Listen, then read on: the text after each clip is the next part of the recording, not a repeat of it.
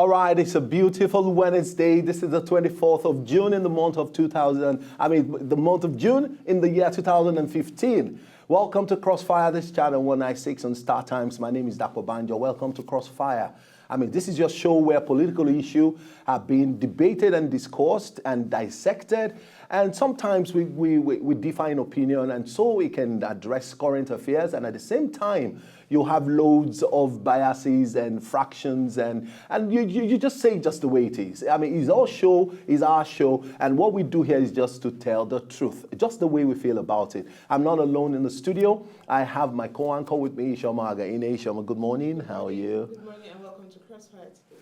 Great. Now, we're not alone in the studio. We have these two gentlemen who are exceptionally deep in what they do. They've been around, they've seen it all, and I tell you, they're in the studio today so that we can talk about the state of the nation, and we'll be discussing in depth about government and governance. What exactly do you think about the Buhari administration? The first gentleman I'm going to be introducing to you is no other person. I'm sure maybe many of you may have seen him around. His name is Larry Ijaola, and he is a political analyst, and he's on the show, and we'll be running the show together. Yeah, very good Larry, to be here this morning. Welcome to Good to have you. All right, we have another gentleman in the studio with us, and I tell you, here is someone who has been around also, and we'll be talking about the human angle. We'll be taking all our stories from the human angle. He's a human,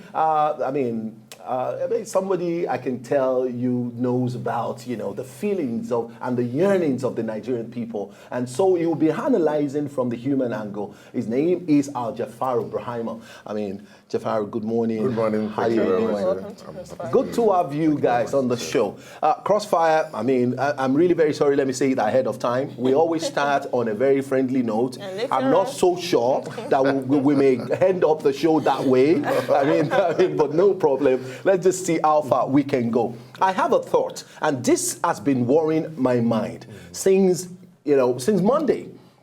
When the president, Muhammadu Buhari, left, the cubicle he's been hiding ever since he's been sworn into government, he just moved in officially into Aso Rock. So he's going through, the committee report, the transition committee report, and he's beginning to see a lot of things. And, just a few days ago on Monday, we addressed this. Do you think Buhari is in control? Are you sure?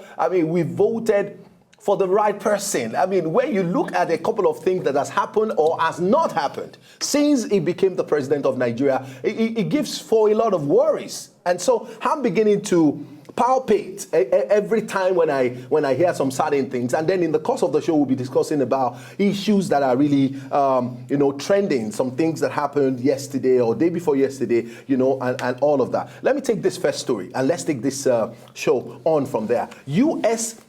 That's talking about the United States of America will assist Nigeria recover stolen funds. That's what our president said yesterday. So President Muhammadu Buhari says his administration has received firm assurances of cooperation from the United States and other countries in its quest to recover and repatriate funds stolen from Nigeria. According to a statement by his special advisor on media and publicity, Femi Adesina, the president spoke while granting audience to members of the Northern Traditional Ruling Council, led by the Sultan of Sokoto, Saad Abubakar III, at the presidential villa in Abuja yesterday. Mr. Adesina quoted President Buhari as saying that it is now up to Nigeria to provide the international community with the facts and the figures needed to drive this recovery effort. He said he will be busy in the next 3 months getting the fact that would help in recovering the stolen funds. I think we are putting the first thing last and we're doing the last thing first. For me, as a matter of fact, I think that we should quickly put measures, palliative measures, the type that will cushion, or make Nigerians feel that, okay, now the change is here, and we can keep.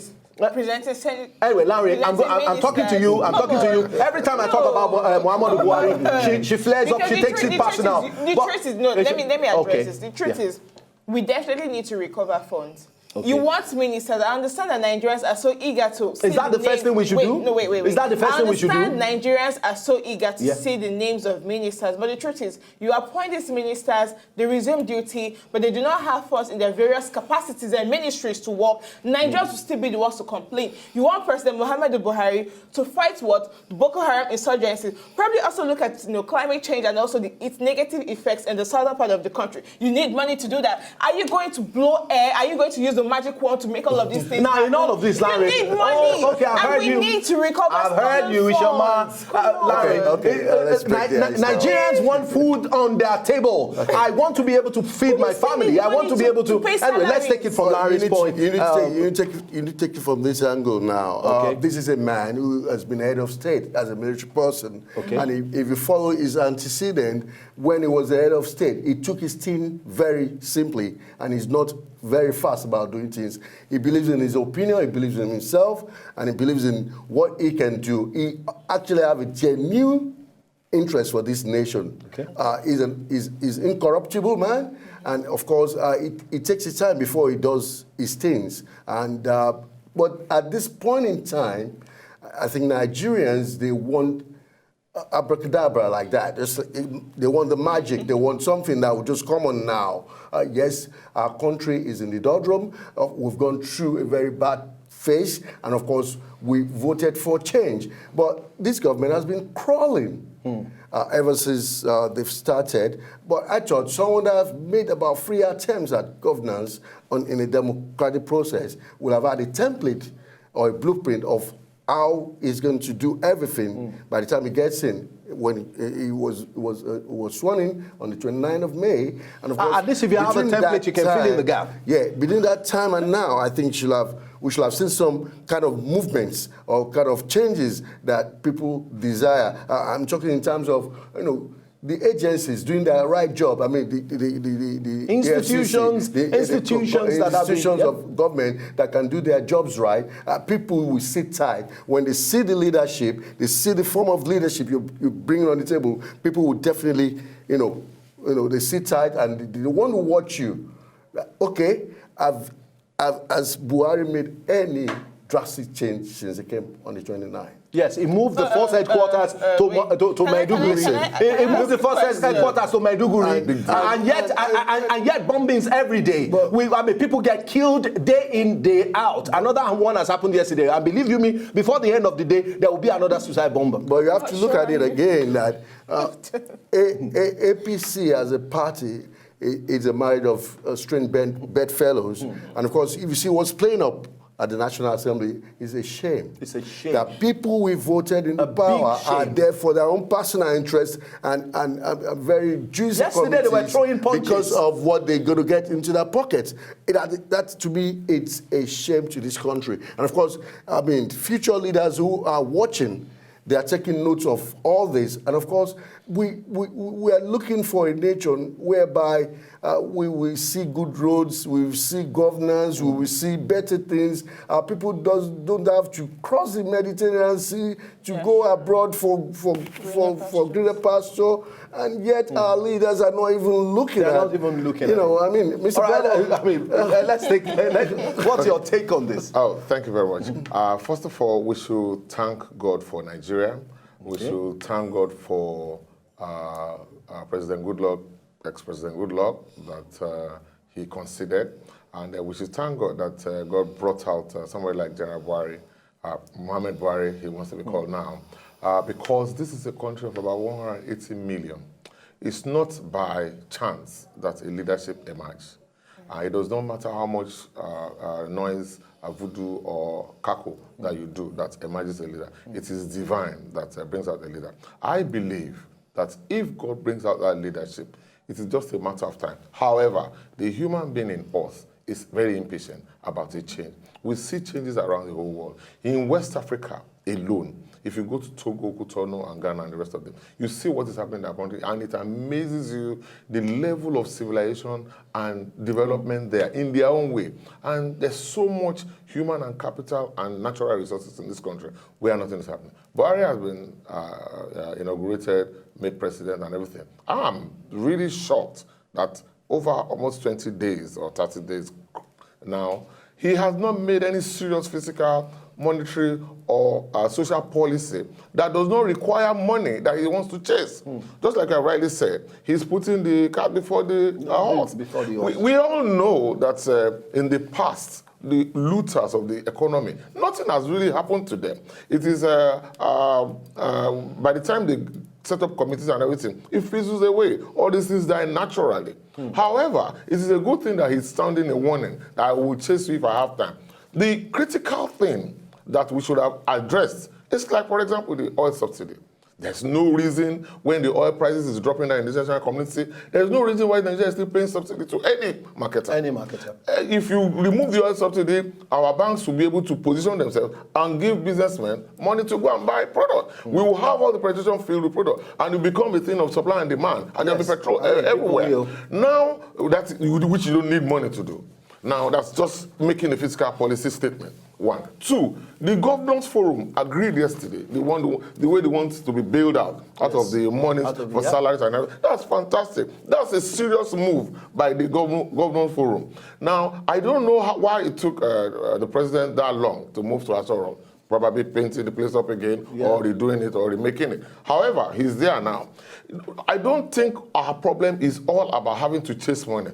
It's a multifaceted approach. The Boko Haram is there, the infrastructure decaying is there. We take security, we take the banking industry, we take education. With mass attempts. It shouldn't be one in isolation and before the other. And you should not sound what you cannot do. Don't start a kind of worm that you're going to prove everybody, because you cannot achieve it in 4 years. All right. Look at it. Let me quickly ask you this question. If the EFCC, which the EFCC and the ICPC, they're empowered to do their job, can that be achieved in 4 years? It can't be. The president doesn't need to chase them. It cannot be achieved. You are a lawyer. Yes. And then you know what it takes. Plea bargain, you name it, and all that. At the end of the day, look at all the banks that collapsed in the past. Yes. Tell me one jailed MD in the bank today. Atuche just got his freedom. Atuche just got his freedom. So why are you chasing inside? Why are you chasing inside? Now, my question to you, Larry, is: do you think the crawling attitude or attributes or characteristics of our president is a strategy to getting some certain things right? I mean, Nigerians I don't want to believe. I don't know why I'm feeling this way. I want the Nigerian expectation of this government to be well managed. And in the process of managing it, I mean, you must ensure that we do not eventually have a nation in crisis. I'm beginning to feel that, that this is not strategy, my position. I think maybe it's clueless. Well, I'll tell you something. If we have to look at this holistically, if this government does not do anything serious within the next 100 days, that's a long time. Then we are going back to status quo. That means we're going back to a kind of country where nothing works, and after trying so many experiments, we still don't get it right. Then the people will be worse for it. This is not the Nigeria I lived in the 70s or the early 80s. There's a lot of moral decadence, and of course, our political leadership, they have failed in several ways. Oh, of course. And, this government should be facing the 3 major promises it did. It said security, corruption, and employment. The rate of unemployment on the streets of Nigeria now is so alarming that it should come to a time where you're going to ride that Range Rover and some people are going to stone that Range Rover because they thought that the money that was meant to make their life better is what you stole to buy that Range Rover.